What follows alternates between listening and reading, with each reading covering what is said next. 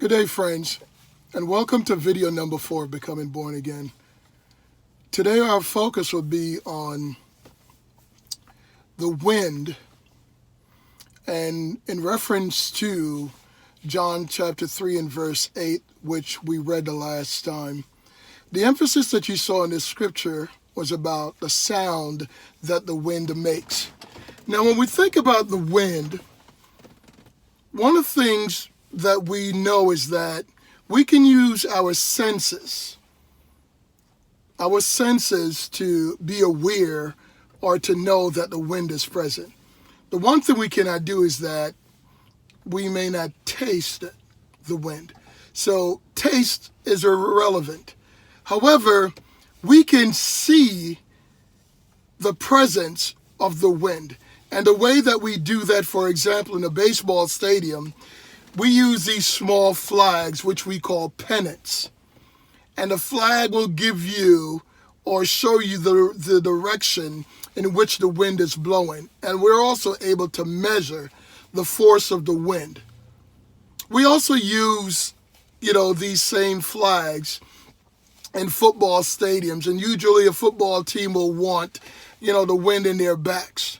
So we can see the effects that the wind have on something, and in a group of flags known as a pennant, we can track the trajectory of the wind, so we can see the direction in which the wind is going. So we use things to help us. We also can hear the sound that the wind makes. So although the wind doesn't particularly produce a sound, it makes a specific sound when it comes in contact with an object. And that's how we hear the wind. When it comes in contact with an object, it produces a specific and a peculiar sound. So that specific and peculiar sound is what the emphasis of verse 8 is on. That anyone that is born of the Spirit will produce the same sound. Everyone.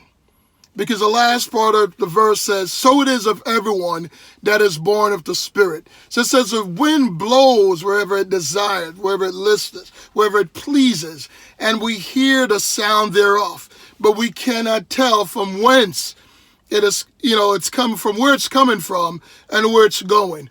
We can only track it momentarily where it is at a particular position using flags and other objects. But we don't know from where it's coming from and where it goes after it passes that particular point. So everyone that is born of the Spirit will also, these effects will also be seen. When the Spirit is upon someone, there's something that you see.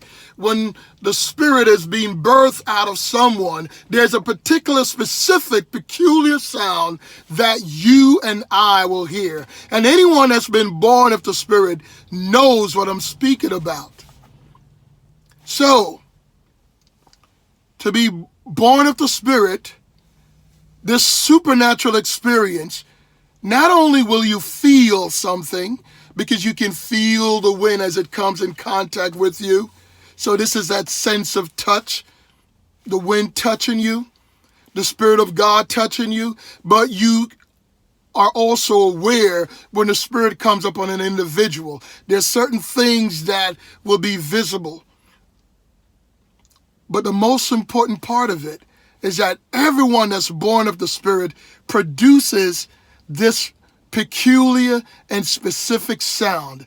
And it is this sound that lets us know, that lets anyone know that someone is born of the Spirit. It's going to be the same sound that was recorded in the book of Acts.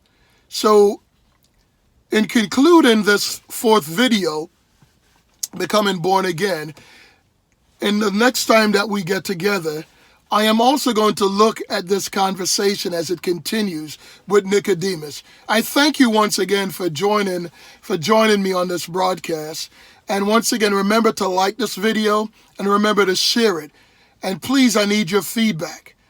Okay, remember to subscribe as well. God bless you.